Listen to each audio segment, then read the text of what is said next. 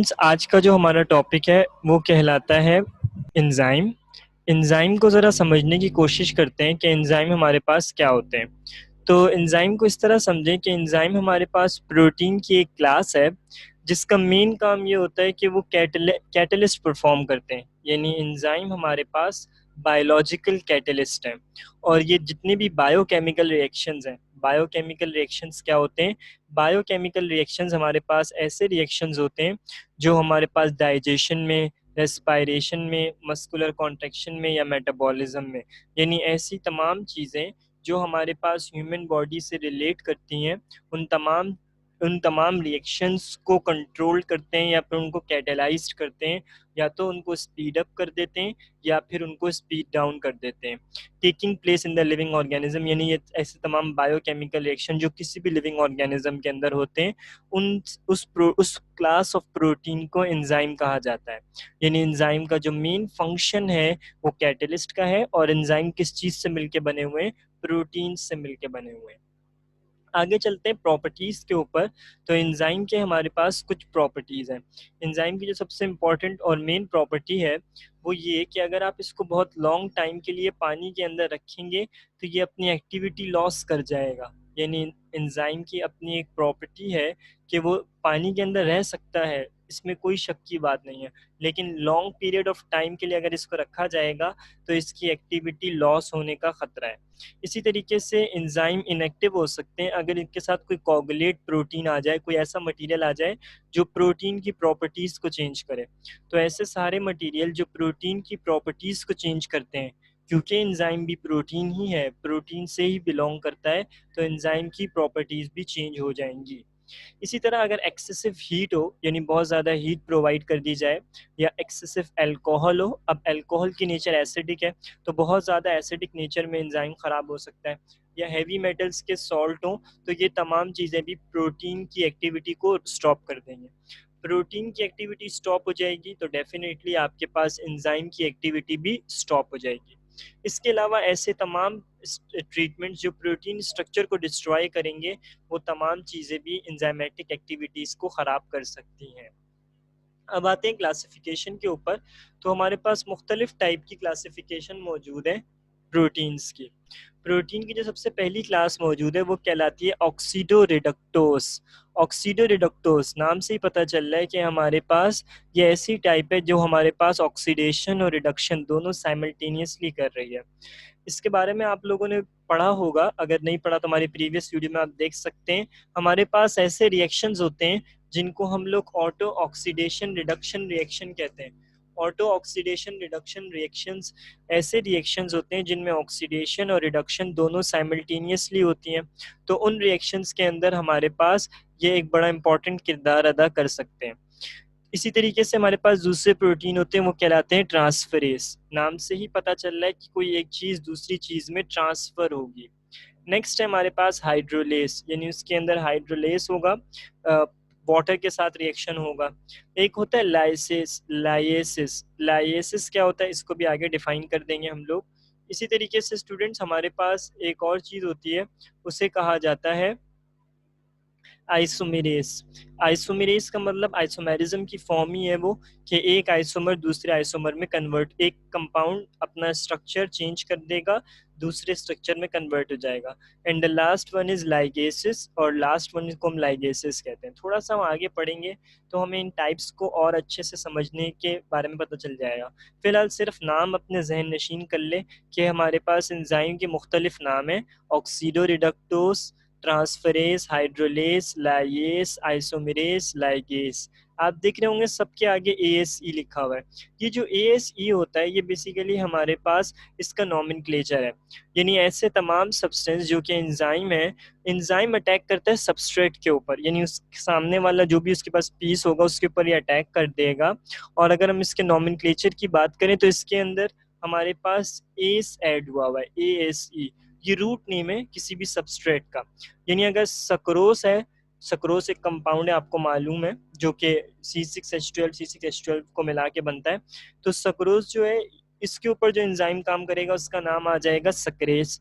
इसी तरीके से हमारे पास एक कंपाउंड है लैक्टोस, ये हम आपको पढ़ा चुके हैं, milk sugar is called lactose, ये कार्बोहाइड्रेट है। इसके ऊपर जो एंजाइम अटैक करता है वो कहलाएगा लैक्टेस। तो नाम हमने ज्वाइन कर लिए ASE के साथ, तो एंजाइम का अलग से आपको नाम नहीं याद करना, बल्कि वही नाम जो उसके कार्बोहाइड्रेट ओस का है, उस OSE को हटा के आ गया ASE। ASE रूट नेमिंग है एंजाइम के सबस्ट्रेट्स की। अब आप देखेंगे नीचे आपके सामने कुछ मुख्तलिफ एंजाइम है, जैसे ऑक्सीडेस। ऑक्सीडेस ऐसा एंजाइम होता है जो ऑक्सीडेशन करवाता है। हाइड्रोक्सिलेस, हाइड्रोक्सिलेस ऐसा एंजाइम होता है जो हाइड्रोक्सिल ग्रुप यानी OH ग्रुप ऐड करवाता है। ऑक्सीजनेस ऐसा एंजाइम होता है जो इनकॉर्पोरेट करवाता है ऑक्सीजन मॉलिक्यूल को। और उसके बाद हमारे पास है ट्रांसफरेस। ट्रांसफरेस वो है जो एक पर्टिकुलर सब्सटेंस को दूसरे पर्टिकुलर सब्सटेंस में कन्वर्ट कर देता है। अब इसके बाद हम मूव करते हैं स्टूडेंट वापस पीछे इसकी क्लासिफिकेशन पे। सबसे पहले मैं आपको बताता हूँ आइसोमेरेज का। आप देखिए एक कंपाउंड है एल एलानिन, अगर आपको इसका स्ट्रक्चर भी नहीं पता तो मसला नहीं है, हमने आपको जब कार्बोहाइड्रेट पढ़ाया था तो बड़ी तफसील के साथ ये एल शुगर्स और डी शुगर्स पढ़ाए थे, ये वही चीज़ है एल एलानिन। इसमें हमने रेसिमेस डाला, रेसिमेस ने क्या किया, इस एल एलानिन को कन्वर्ट कर दिया डी एलानिन में, यानी उसकी कॉन्फ़िगरेशन को शिफ्ट करा दिया।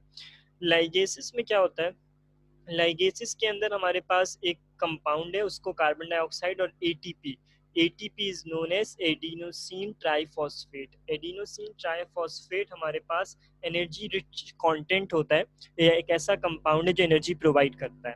ये जीन एडिनोसिन ट्राइफॉस्फेट कन्वर्ट होता है एडिनोसिन डाइफॉस्फेट में और ऑक्सिलो एसीटेट फॉर्म कर लेता है, यानी इसके अंदर कोई दूसरा कंपाउंड आके मर्ज हो जाता है और ये हमारे पास लाइगेसिस का प्रोसेस कहलाता है। इसको भी और तफसील से आगे हम समझा देंगे।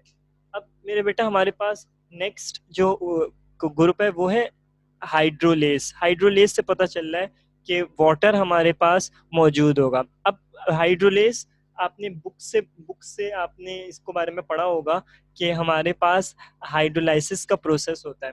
तो वो जो हाइड्रोलाइसिस का प्रोसेस होता है वो एक्चुअल में क्या होता है मेरा बेटा, हमारे पास वाटर रिएक्ट कर जाता है और वाटर के रिएक्ट करने के नतीजे में हमारे पास नए प्रोडक्ट फॉर्म होते हैं। तो अगर हम लोग प्रोटीन की बात करें उसमें प्रोटीएज डालें तो ये प्रोटीन अमाइनो एसिड में कन्वर्ट हो सकते हैं।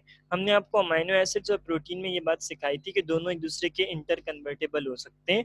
प्रोटीन एक बहुत बड़ा मॉलिक्यूल है जो कि अमाइनो एसिड से मिलके बना है, लेकिन अगर आपको प्रोटीन को दोबारा कन्वर्ट करना है अमाइनो एसिड में तो वो चीज़ भी हमारे पास पॉसिबल होती है। अच्छा, अब बात करते हैं ट्रांसफरेज के ऊपर।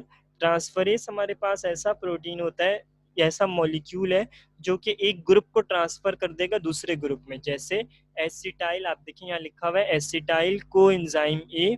एसिटाइल कोएंजाइम ए और कैरेनिटीन का रिएक्शन करवाया, इसमें कोई भी हमने ट्रांसफरेज कैटेलिस्ट डाला। अब ये क्या करेगा, ये कोएंजाइम ए को अलग कर लेगा और एसिटाइल को कैरेनिटीन कैरेनिटीन के साथ जाके ज्वाइन कर देगा। इसी तरह देखें ऑक्सीडो रिडक्टेस, इसमें हमारे पास इथाइल अल्कोहल है, मैंने इसमें हाइड्रो अल्कोहल हाइड्रोजिनेज डाला, ये एंजाइम है। तो आप देख सकते हैं इसने ऑक्सीडेशन करी और हमारे पास एल्डिहाइड बन गया और साथ के साथ इसने हाइड्रोजन गैस को अलग कर लिया, तो एक वक्त में दोनों प्रोसेस साथ हो गए। अब बात करते हैं लाइएसिस की। लाइएसिस हमारे पास ऐसे एंजाइम्स होते हैं जो ऐड करते हैं ग्रुप को डबल बॉन्ड के अंदर, यानी डबल बॉन्ड वाले कंपाउंड के अंदर वो किसी ग्रुप को ऐड कर देंगे या वाइस वर्सा, इसको रिवर्स भी कर सकते हैं। अब जैसे अगर हमारे पास एसीटो एसीटेट है और इसके अंदर हमने एसीटो एसीटेट डी कार्बोक्सिलेज डाला, तो ये क्या करेगा, वो जो एसीटोन है उसको अलग कर देगा और कार्बन डाइऑक्साइड को अलग कर देगा। यानी एक ऐसा ग्रुप एंजाइम है जो कि हमारे पास ग्रुप को ऐड करता है डबल बॉन्ड के ऊपर। नेक्स्ट हमारे पास है लाइगेसिस। लाइगेसिस को डिस्कस कर लेते हैं। एक लाइगेसिस है, लाइगेसिस ग्रुप को ऐड करेगा डबल बॉन्ड में और लाइगेसिस क्या करेगा, ये कंडेंसेशन करता है दो मॉलिक्यूल की और एक मॉलिक्यूल में कन्वर्ट कर देता है, लेकिन इसके लिए एनर्जी रिक्वायर्ड होती है। जैसे हमने बताया था अभी आपको कि ये दो मॉलिक्यूल को इसने आपस में ज्वाइन किया, ऑक्सिलो एसीटेट बन गया और एटीपी कन्वर्ट हुआ एडीपी में, एनर्जी लगती है और मॉलिक्यूल कंडेंस हो जाते हैं, एक तरह की दो मॉलिक्यूल आपस में मिलके फॉर्म हो जाते हैं। अच्छा जी, आइसोमेरेज क्लियर हो गया होगा, लाइएसिस भी क्लियर हो गया होगा।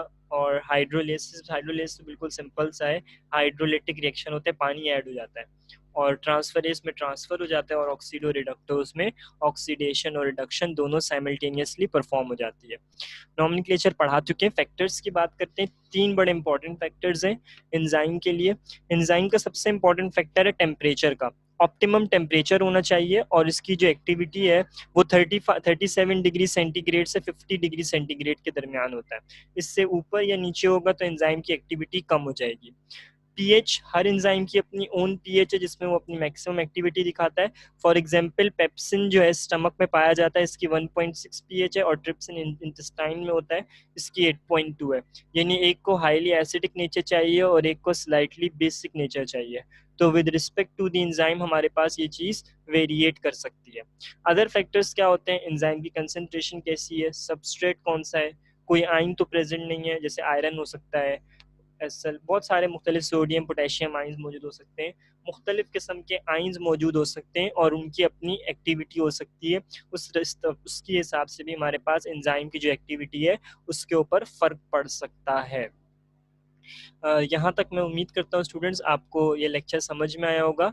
हमने इसको बड़ा ब्रीफली एक्सप्लेन किया है एंजाइम को, कि एंजाइम हमारे पास एक्चुअल में क्या होते हैं।